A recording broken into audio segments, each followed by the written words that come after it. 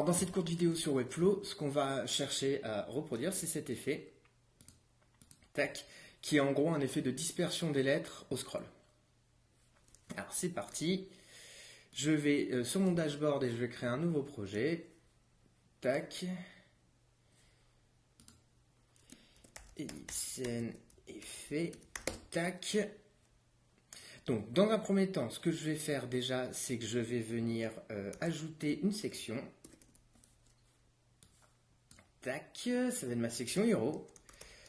Et comme c'est quelque chose au scroll, je vais ajouter une deuxième section qui aura à peu près les mêmes valeurs. Bon, je commence déjà par celle-ci. Je vais ajouter donc largeur de 100%, hauteur 100% du viewport. Et du coup, je vais venir ajouter ma deuxième section parce que comme ça va être un effet au scroll, si j'ai pas une section pour scroller en dessous, ça va pas marcher.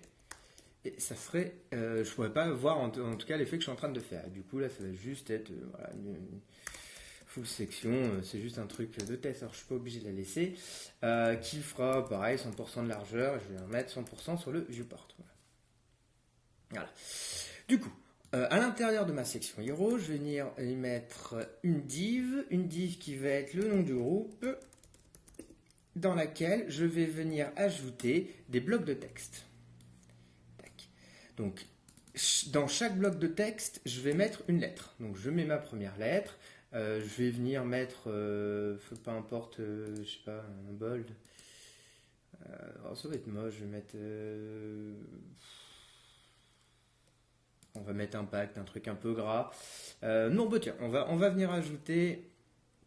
On va rester pareil dans des polices assez classiques, mais moi je vais ajouter une bebasse. Alors vous ajoutez ce que vous voulez, mais je crois que c'est de la bebasse que j'ai fait sur l'exemple de début de vidéo. Paf, paf, paf, paf, paf.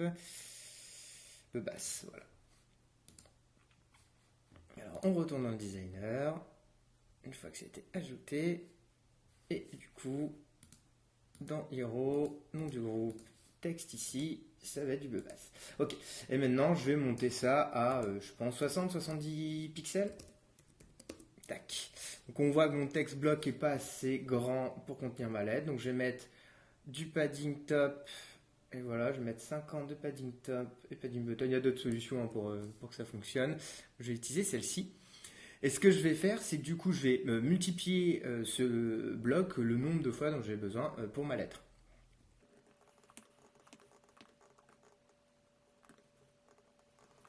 Et voilà. Donc là, j'ai toutes mes lettres. Et du coup, ce que je vais faire, c'est que j'ai placé nom de groupe en flex. Donc flex horizontal de telle manière à ce que tous mes blocs de texte viennent se mettre l'un à côté de l'autre. Et je vais venir tout centrer. Pour avoir cet élément au centre de ma page, je vais donc revenir sur ma section Hero et celle-ci, je vais la mettre en flex, mais cette fois-ci verticale, direction verticale, et je vais venir centrer ça, l'aligner au centre et le justifier au centre de mon écran. Bon, là, on va pouvoir commencer à animer tout ça. Donc là, j'ai pas mis de classe en particulier, j'aurais pu renommer ça, c'est pas très important. Dans Hero, ça va être justement mon élément trigger, c'est-à-dire que ce que je vais demander, c'est lorsque ma section Hero défile dans ma vue, alors ça va avoir un effet sur chacune des lettres, chacun des text blocks qui est ici. Donc Hero, interaction, element trigger, et du coup, je vais lui mettre pendant que je suis en train de scroller dans la vue. Et je vais ajouter une animation. Donc pour l'instant, tout ce qui est les boundaries, c'est-à-dire les limites de mon animation, quand est-ce que ça commence, quand est-ce que ça finit, je ne les modifie pas. Grosso modo, pour l'instant, quand je suis à 0, c'est-à-dire que 0 et 100% pour tout ce qui est les limites, en gros, ça représente à 0, c'est ici, parce que du coup, j'ai bien sélectionné ma section Hero. Ma section Hero prend l'intégralité du viewport. Donc 0 à 0%, on est ici, donc dans la vue. Et à 100%, on est tout simplement en bas. Donc là, c'est de 0 à 100. Vous allez voir, c'est important pour la suite. J'ajoute une animation. Voilà. Texte, animation. Paf. Du coup, maintenant, ce que je dois faire, c'est que pour chaque text bloc, je vais venir lui modifier des paramètres de mouvement. En gros, je vais lui dire, bon, bah voilà, je veux que tu sois... que tu aies telle position au début et telle autre après avec le scroll. Donc du coup, je sélectionne un caractère, je vais venir lui ajouter ici, le transformer sur le mouvement. Je vais juste faire attention de ne pas affecter la classe, mais bien d'affecter l'élément sélectionné. Parce que, comme pour l'instant, sa classe est text block, chaque lettre a la même classe. Je ne vais pas pouvoir, à partir du moment où si je viens cibler la classe, ça va me faire exactement les mêmes modifications de positionnement pour chacune des lettres. Ce n'est pas du tout ce que je souhaite. Alors je sélectionne l'élément. Et du coup, je vais venir maintenant mettre, si vous voulez, instancier entre guillemets les paramètres que je vais modifier. Donc, quels sont les paramètres que je modifie? C'est l'axe des X et des Y. Donc je viens mettre 0 au début parce que pour l'instant à 0%, c'est-à-dire au tout début de mon animation, je souhaite que ça soit à 0, c'est-à-dire à la position initiale ici. Et par contre, à 100%, et là je vais venir lui modifier les paramètres. Vous voyez que pour l'instant j'ai une petite alerte, c'est parce que du coup je vais donner des valeurs qui n'ont pas été modifiées derrière. Donc pour l'instant il y a même aucune valeur. Donc je viens modifier ça. Et vous voyez qu'à partir du moment où je vais donner deux valeurs, je n'ai plus ce petit élément ici. Alors, on va faire une petite preview. Et si je commence ma preview, au tout début, directement, en fait, vous voyez que mon élément n'est pas complètement éloigné, mais se retrouve ici, j'ai mon petit indicateur à 50. Pourquoi?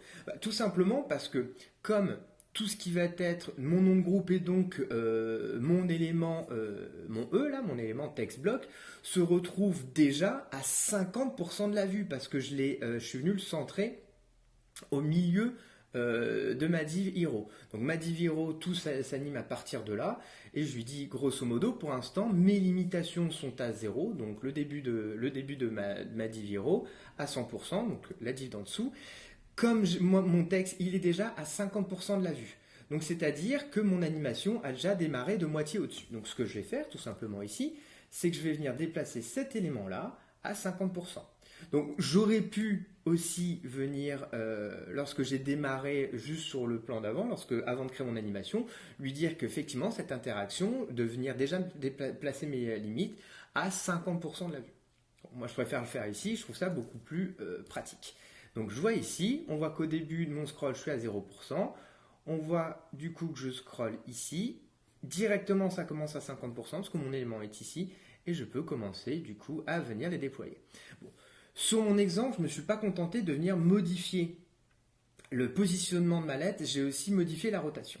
Donc je viens ici et je viens lui donner un paramètre de rotation, et ce paramètre, du coup, je ne vais pas le modifier sur l'axe des X et des Y, mais seulement sur l'axe des Z. Donc je vais lui mettre un 0 ici, et par contre, quand on va être à 100% de la vue, on va voir que ça, pareil, je vais venir le modifier après. Lorsqu'on est à 100% de la vue, je vais venir lui apporter une rotation de ce type-là. Alors, pourquoi je dis qu'on va revenir ici sur les 100%? C'est-à-dire que lorsque je teste ici, 100% de ma vue, c'est-à-dire lorsque ma limitation est là. Sauf que mon caractère, vous voyez, qui commence à disparaître à partir de 70. C'est-à-dire qu'à partir de 72%, de toute façon, mon E, je ne le vois plus bouger, et du coup, on ne le change pas ici. Donc du coup, c'est pareil, c'est-à-dire que je vais venir modifier la durée de mon animation sur son pourcentage, parce que 50 c'était trop, à 0% c'était trop vu que ça commençait directement à 50, les éléments étaient directement à 50, et si j'attends 100% ici, sachant que je suis sur la hauteur de mon viewport, ça n'aura pas le temps de finir son mouvement. Donc du coup, je vais tout simplement venir en gros vers 75%, venir lui dire que mon animation a lieu entre 50% et 75% de ma vue. Or, soit je fais comme tout à l'heure et je déplace ça ici, voilà. Soit j'ai aussi la possibilité de cliquer sur mon élément et de venir lui dire d'utiliser la keyframe en pourcentage ici, et je viens lui donner 75. Tac. C'est ça. Et du coup, si je réutilise, pour l'instant je suis là, et très vite, je vais avoir cet effet de dispersion. Et du coup, je vais venir reproduire ça pour chacune de mes lettres après. Donc je le fais là, je mettrai la vidéo en accéléré de telle manière, voilà, vous avez compris comment on le fait une fois, après je vais venir bidouiller un petit peu tous mes paramètres, donc du coup je le fais en accéléré ici.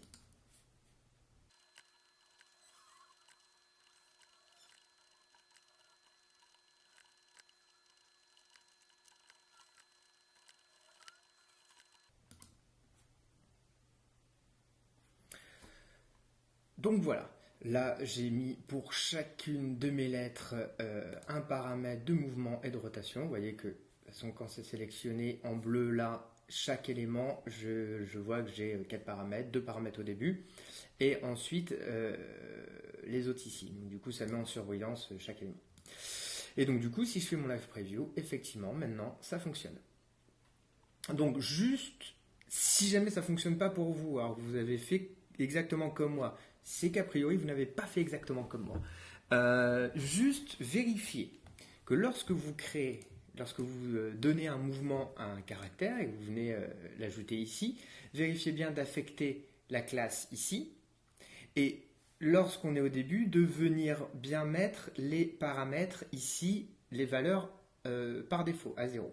De toute façon, si jamais vous avez, comme j'avais au début, un petit triangle qui pour attirer votre attention, un petit triangle d'attention, c'est-à-dire qu'il y a un problème, normalement vous passez votre souris dessus, vous allez avoir un tooltip qui va vous dire où est-ce que potentiellement ça crée problème. Donc voilà, donc maintenant, si je fais en live preview, ça fonctionne. Et moi, le but, c'est que lorsque j'arrive un petit peu après, genre vers ici, c'est que je commence à avoir, si vous voulez, à voir disparaître mes caractères. C'est-à-dire que l'opacité, en fait, part de 0, enfin complément 0%. Donc du coup, là, ce que je vais baisser l'opacité, tout simplement, non pas de chaque groupe, enfin chaque text bloc, mais bien du groupe en entier. Je pourrais décider à ce moment-là de choisir de faire l'animation sur text block et de cibler la classe et non pas l'élément, mais je peux aussi le faire ici. Donc du coup, je vais ajouter ici, donc on avait dit à combien, je sais plus. Alors, on va mettre à 80, attends, je vais tester ici. 80, ouais, non, vers, ouais, 76, juste après à la limite. Ou non, on va faire au moment où ça tient ici, où ça s'arrête de bouger peut-être. Voilà, on va mettre 76 directement. 76. Ce bloc-là, donc du coup, est une opacité. Donc là, j'ai la classe. Donc l'opacité est à 100%. Et donc du coup, ce qu'on va faire, c'est... Non, on va lui mettre l'opacité à 75, à 100%. Et par contre, vers à 83%.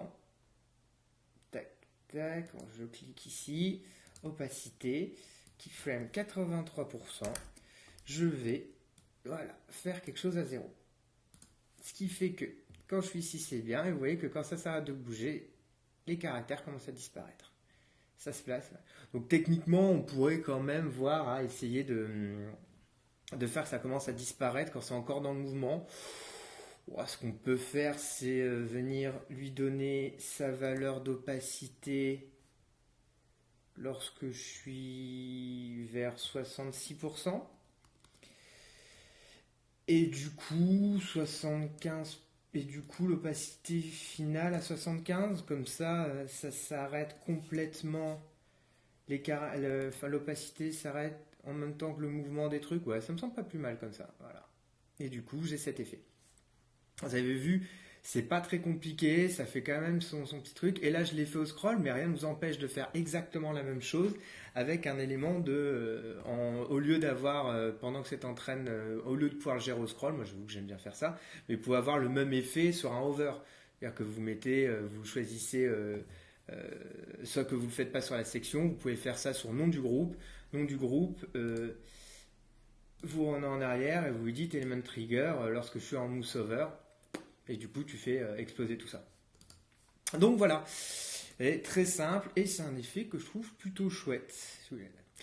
Voilà, si jamais vous avez des questions, n'hésitez pas à les poser en commentaire, ou si jamais il y a un effet que vous avez vu sur un site et que vous aimeriez bien que j'essaie de reproduire, je ne dis pas que j'aurai le temps, ni que ce soit toujours facile à faire. Si c'est des gros effets en WebGL ou qui utilisent le Canvas, c'est pas forcément... je ne serai pas forcément compétent là-dessus pour développer à mort à l'intérieur, mais voilà, vous pouvez toujours essayer et pourquoi pas si ça me fait plaisir, si c'est fun et que c'est possible de le faire, pour moi en tout cas, à mon niveau, il n'y a pas de souci, je vous le fais.